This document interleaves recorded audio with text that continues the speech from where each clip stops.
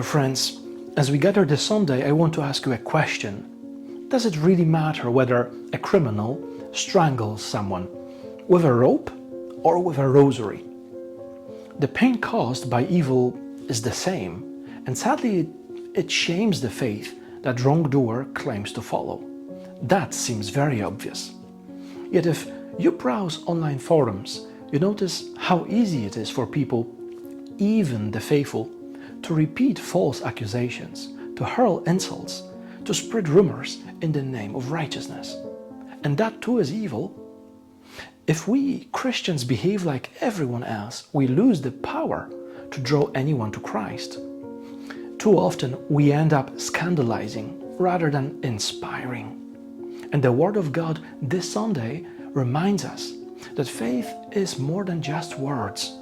True Christian life demands action, concrete good deeds, and these are far more persuasive than any cleverest even arguments.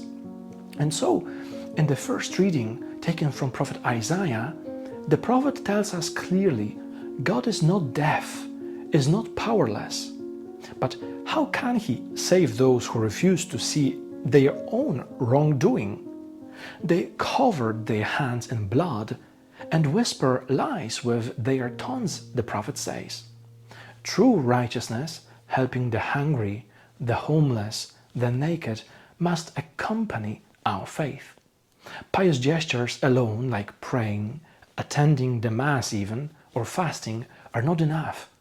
God calls for living the faith, one that shapes the world around us.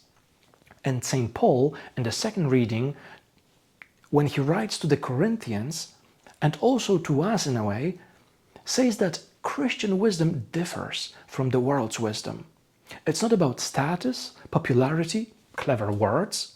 St. Paul did not come to impress with eloquence, but to let Christ speak through him. And here is what we see, the danger of what I call Catholic celebrities. These are people who constantly showcase themselves, often masking Christ's message behind their fame, charisma, or social media presence. Their words may sound holy, but their lives risk eclipsing God's truth. And our mission?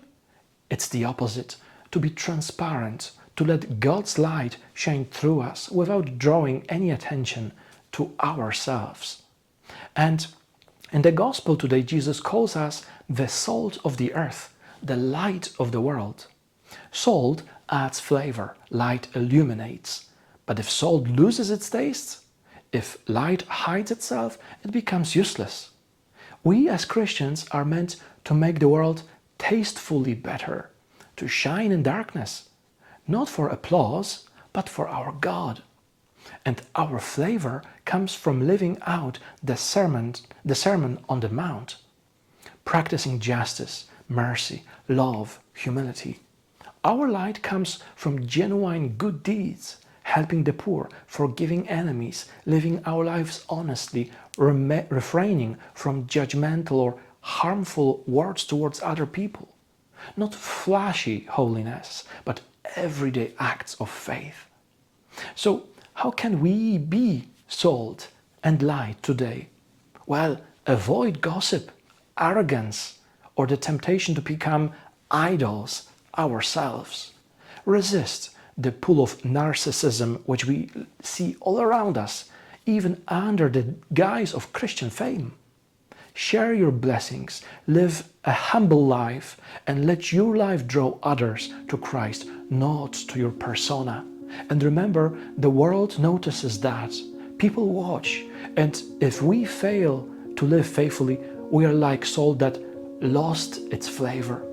But when we act with love, humility, courage, we point hearts to God. And that is the mission of every Catholic, of every Christian.